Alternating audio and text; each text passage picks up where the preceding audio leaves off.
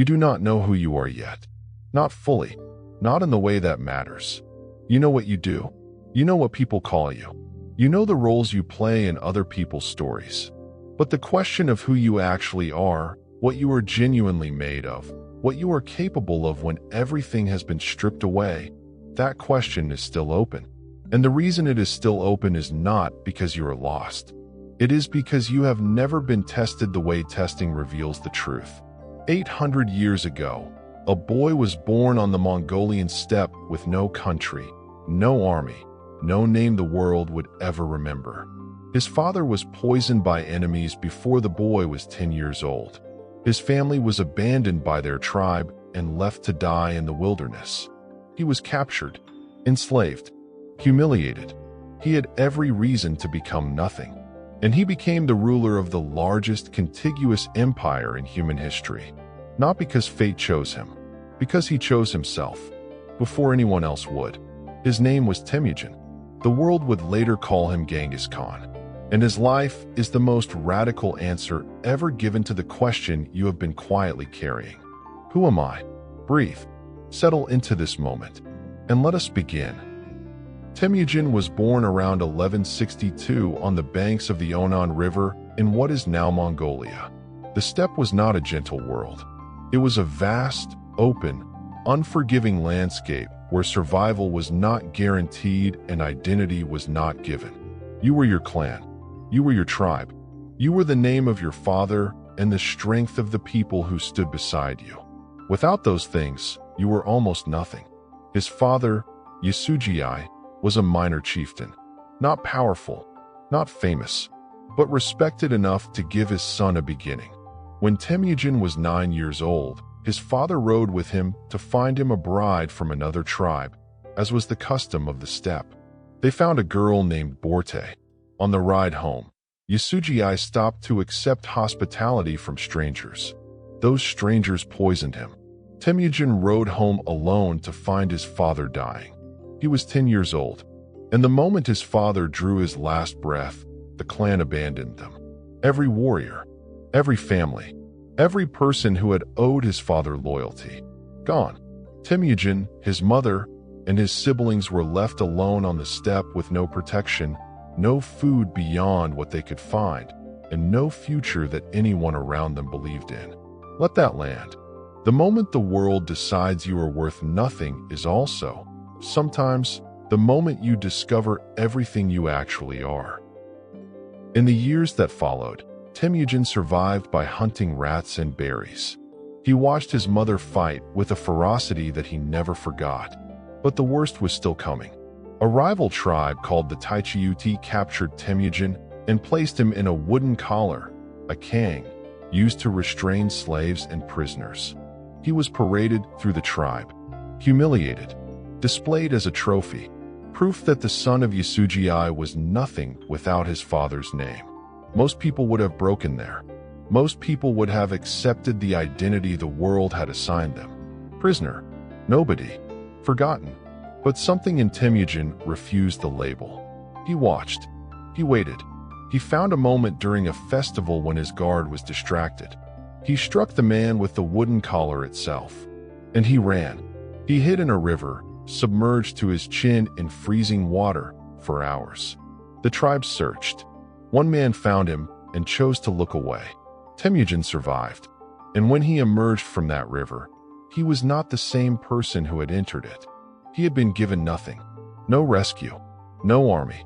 No sign from heaven. Just himself. And the decision to keep going when every reasonable person would have stopped.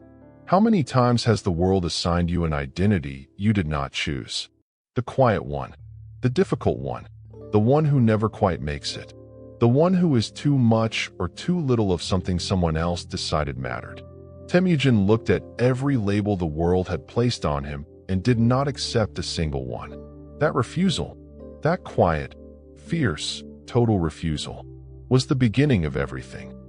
Temujin did not study philosophy. He lived it.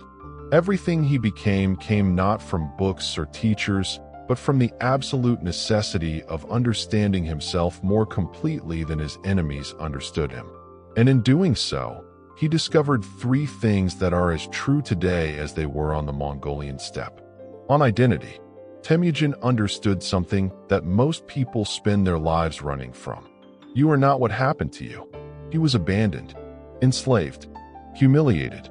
Each of those things could have become the story he told himself about who he was. The abandoned boy, the former slave, the one the clan left behind. Instead, he asked a different question. Not what has been done to me, but what am I capable of?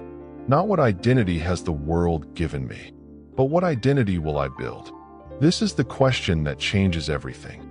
Not who do people say I am, but who do I choose to become? And the answer is never found in the opinion of the tribe that left you on the steppe. It is found in what you do when no one is watching, in what you refuse when refusing costs you everything, in what you reach for when the reaching seems impossible. On loyalty, as Temujin began to build his power, he did something no Mongolian leader had done before. He promoted people based on ability and loyalty, not on the accident of their birth. He looked at a man and asked not what tribe are you from, but what can you do and will you stand beside me? This sounds simple. It was revolutionary, because it meant that a man's identity was not fixed by where he came from. It was built by what he chose. And in doing so, Temujin attracted the kind of people who had also been told that they were not enough. People who had been cast aside. People who had been underestimated. People who had something to prove not to the world, but to themselves. They became the foundation of the greatest army the ancient world ever saw. On becoming, near the end of his life, Genghis Khan said something that has never left me. If you are afraid, do not do it. If you do it, do not be afraid. There is no hesitation in that sentence. No room for the half-life of wanting something, but being too uncertain of yourself to reach for it completely. He is not saying be fearless. He is saying be whole. Commit to what you choose. Choose what you can commit to. And do not insult either by doing one without the other. Most people spend their lives in the space between those two things. Afraid to stop. Afraid to fully begin. Moving but never fully arrived. Temujin had lived in a wooden collar in a freezing river. He had no patience for half measures. And he had no interest in the opinion of people who had already decided who he was going to be. Genghis Khan was not a gentleman. History records cruelty alongside greatness. Cities that refused him were destroyed. Armies that opposed him were broken. He was the product of a world without mercy, and he carried that world inside him even as he built something new from it. But here is what history also records. He never forgot where he came from. The men who had helped him in his darkest years, the warrior who lent him a horse when he had nothing, the family that sheltered him when the tribe had gone, were honored for the rest of their lives. He had a memory not for grievances alone, but for kindness, for the people who had seen something in him before the world agreed. And he spent his life becoming worthy of what they had believed. That is not the behavior of a man who never struggled with who he was. That is the behavior of a man who knew exactly what it felt like to be invisible, and never made the people he loved feel that way again. Genghis Khan died in 1227. The cause is still debated by historians. He was buried in an unmarked grave on a mountain in Mongolia. He gave orders that no monument be built, that no marker remain.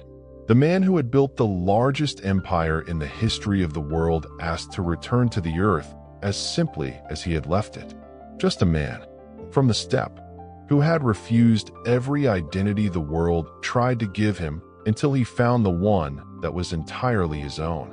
And that is the question this entire story has been pointing toward since the very first word. You do not know who you are yet, but neither did he.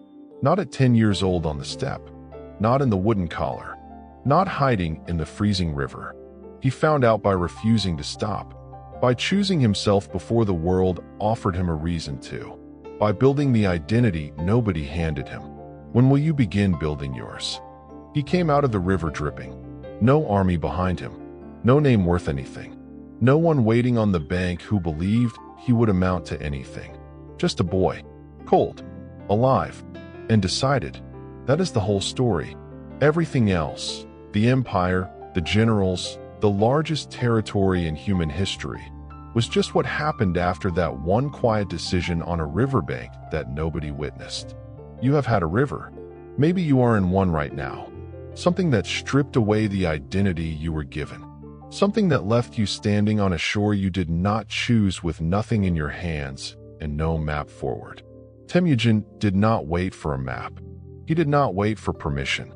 He did not wait for the world to offer him a reason to begin. He stepped off the bank and started walking.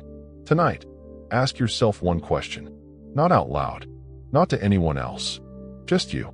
If no one was watching, if no one was measuring, if no label applied to you, and no history preceded you, what would you do tomorrow? That answer, that is who you are. Subscribe to this channel and leave one word in the comments. Not who the world says you are. Who you are when the river is done and you are standing on the other side. Be present. Walk with honor. Follow the path,